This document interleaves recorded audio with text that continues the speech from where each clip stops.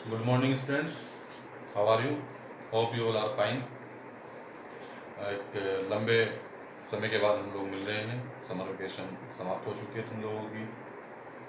तो इस बार हम सब लोग ये महसूस कर रहे हैं कि मेरी भी और साथ साथ आपकी भी समर वेकेशन जो है एक डिफरेंट तरीके से हम लोगों ने एंजॉय की है। कोई बात नहीं, कभी ज़िंदगी में इस तरह का समय भी आता है तो ये भी हमारे लिए एक एक्सपीरियंस बन जाता है बच्चों। तो हर चीज़ को हमें पॉजिटिवली लेना चाहिए, दुखी नहीं होना चाहिए। खैर, अब हमारे स्कूल वापस खुल गए हैं, मतलब स्कूल नहीं खुले हैं लेकिन ऑनलाइन क्लासेस हमारे वापस खुल गई हैं। तो मैं आप लोगों का सभी का स्वागत करता हूँ ऑनलाइन क्लासेस में। This is Gaurav Kumar, your maths teacher.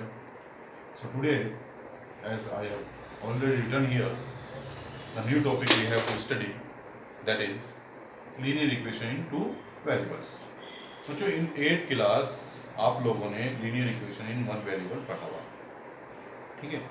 Actually इसमें दो वर्ड हम देख रहे हैं, एक तो लीनियर है, एक इक्वेशन है, और वेरिएबल्स भी आ रहा है साथ साथ। वेरिएबल कितने हैं? 2 है। एक वेरिएबल हमने 8th क्लास में पढ़ा हुआ है।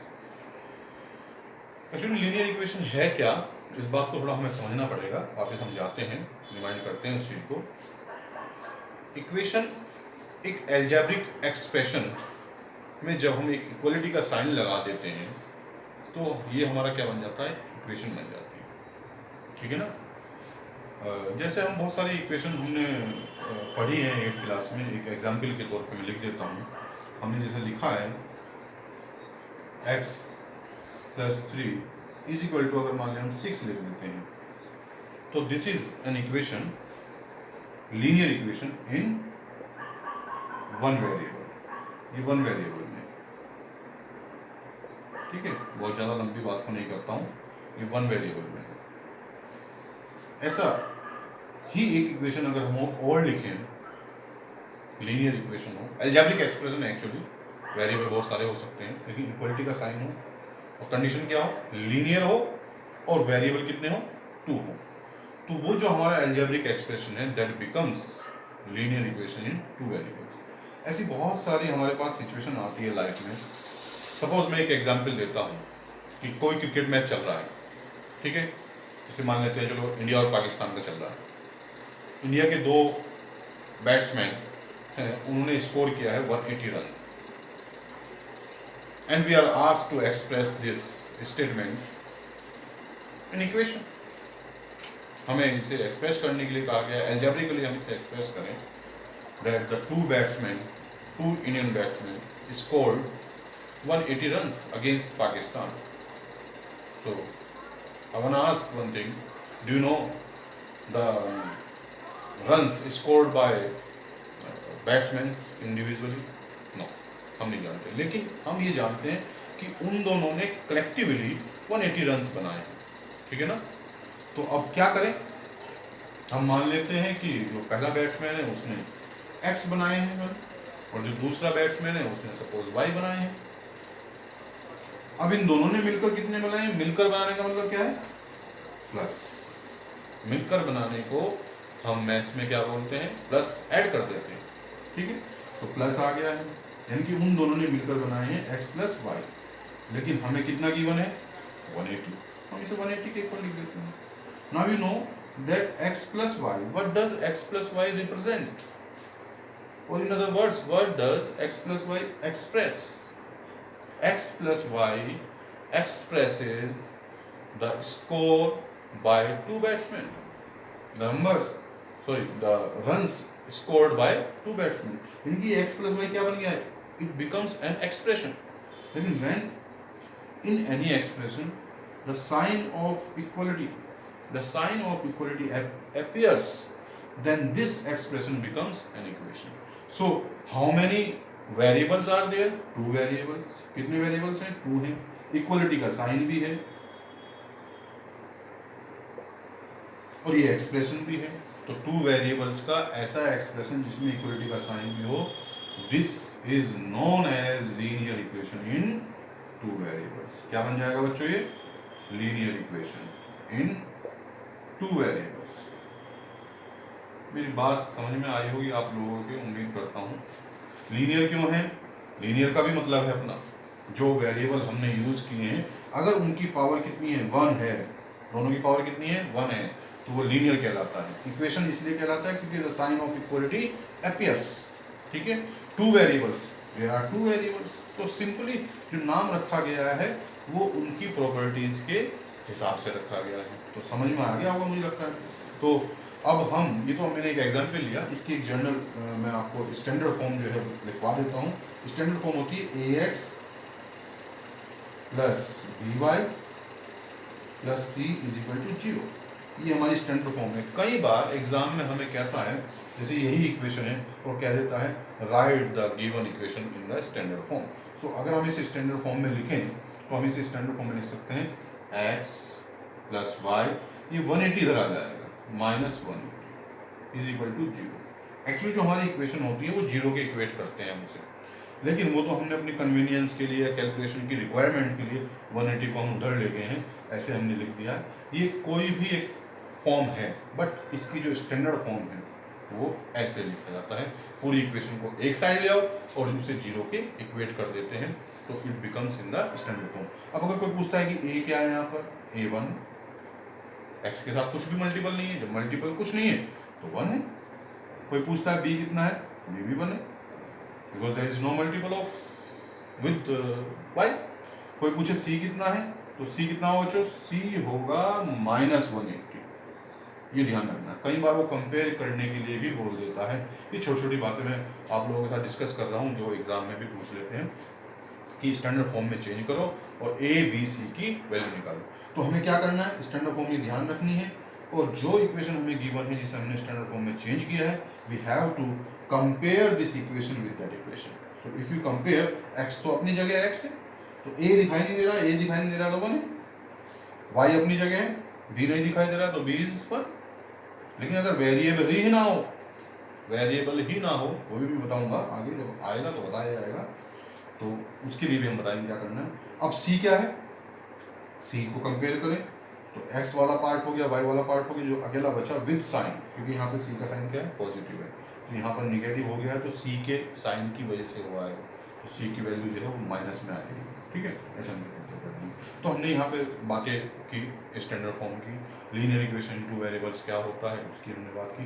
There are so many examples, जैसे मैं अभी एक एग्जांपल बता देता हूँ कि द एज ऑफ फादर, अब ये बता देते हैं कि the age of father is 2 more than twice the age of son। ये तुमने किया था 8th क्लास में। ठीक है, the age of father is 2 more than twice the age of son। तो जो फादर की एज हो जाएगी हमारी, फादर की अगर एज देखें,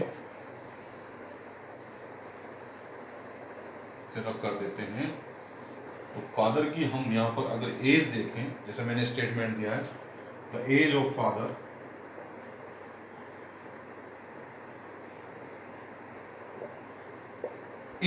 इज का मतलब is equal to more than, two more का मतलब plus, then twice the age of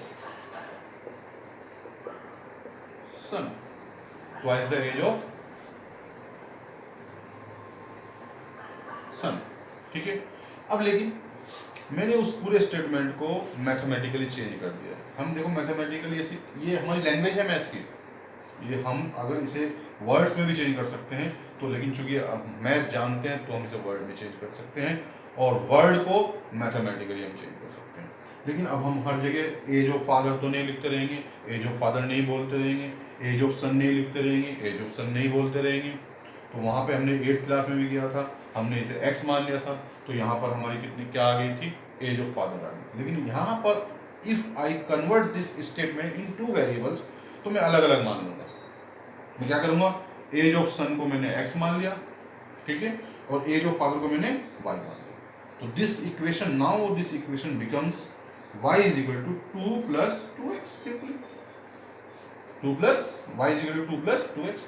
if further if I asked कि convert this linear equation into variables into standard form, तो simply I can convert 2x, y इधर चला जाएगा, minus y और plus 2 is equal to 0।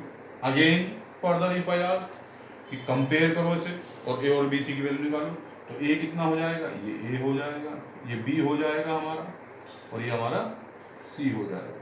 तो numerically A is equal to 2, B is equal to -1 with sign, and C is equal to आ गया हमारा 2। तो ये एग्जाम्पल मैंने अपनी तरफ से कोट किए हैं। तो मुझे अब ऐसा लगता है कि आप लोग समझ गए होंगे कि linear equation in 2 variables actually है क्या। इसमें हमें क्या करना है इसके साथ, वो हम जैसे जैसे एक्सरसाइज आएंगी हमें पता चलता रहेगा। तो इंट्रोडक्शन के पार्ट पर यही बहुत है। एक क्वेश्चन मैंने एक्सरसाइज 4.1 का लिया है, जरा आप उस को पढ़ें और मैं उसे आप लोगों की मदद करता हूँ करने में। क्या क्वेश्चन है, जरा क्वेश्चन एक बार पढ़ लें। क्वेश्चन लिखा हुआ आपके सामने। What does question say? This says that the cost of a notebook is twice the cost of a pen. Write a linear equation in 2 variables to represent this statement. ठीक है बच्चों, तो मैं क्या करूं, मैं चाहूं तो इसे 1 वेरिएबल में भी कन्वर्ट कर सकता हूं और 2 वेरिएबल, लेकिन मुझे स्पेशली कहा गया कि 2 वेरिएबल में। तो मैं इसे इसके सॉल्यूशन में मान लेता हूं कि let the cost of a notebook and a pen be ₹X and ₹Y respectively. बच्चों ये वर्ड जो रेस्पेक्टिवली है, RESPECTIVELY, ये बड़ा महत्वपूर्ण वर्ड है, बहुत मैथ्स में यूज होता है। इसका मतलब मैं बता देता हूँ। जैसे मैंने लेट लिखा, the cost of a notebook, पहले जो आइटम जो आर्टिकल आया वो नोटबुक आया, उसके बाद जो आर्टिकल मैंने लिया वो पेन लिया। आर्टिकल की जगह कोई नाम हो जाया करेंगे, एक ऑर्डर है इनका, पहले नोटबुक फिर पेन। तो मैंने मानने में पहले x लिखा फिर y। तो नोटबुक के लिए जो मैंने मानी है क्वांटिटी वो x है, और पेन के लिए जो मैंने मानी है वो क्वांटिटी y है। ये रेस्पेक्टिवली का मतलब ये है कि जिस क्रम में आपने आइटम्स लिखे हैं उसी क्रम में हमने क्या लिखे हैं, उनके लिए जो हमने माना है वो लिखे हैं। अब ऐसा नहीं कि नोटबुक के लिए तुम y लिख दोगे और पेन के लिए तुम x लिख दोगे। तो ये रेस्पेक्टिवली वर्ड बड़ा इंपॉर्टेंट है, बड़े ध्यान से यूज करना है और समझ के यूज करना है जो कर रहे हैं। अब हमने मान लिया। नाउ जो चीज हमें नहीं पता है, अननोन जो क्वांटिटी है, क्या do we know the cost of notebook? Answer is no. Do we know the cost of a pen? Answer is no. तो जब हमें पता नहीं है उनका, तो जो नहीं पता है उन्हें ही मान लिया जाता है, जैसे मैंने अभी पहले बताया, तो मान लिया। अब हमें क्या करना है, इस पूरे स्टेटमेंट को इक्वेशन में कन्वर्ट करना है। क्या कहता है ये कि cost of a notebook is twice. Cost of notebook क्या है, x मान लीजिए, वो क्या है, twice the cost of a pen. Twice का मतलब 2, और इसका मतलब क्या आ जाता है, इसका मतलब ये equal to twice the cost of a pen. तो x is equal to 2y। ठीक है। अब अगर हमें इसे कहें कि स्टैंडर्ड फॉर्म में चेंज करो, फर्दर फिर वही मैं बताता हूँ, तो क्या कर देंगे, x minus 2y is equal to 0। फिर क्या है कि इसे कंपेयर करो स्टैंडर्ड फॉर्म से, स्टैंडर्ड फॉर्म में तो आ गया, और ए बी सी की वैल्यू निकालो। तो a कितना आ जाएगा 1, b कितना आ जाएगा -2, बट c कितना आएगा, is there c? No, c is missing in this equation, c is missing. तो जब c है ही नहीं, इसका मतलब क्या है, वो 0 है।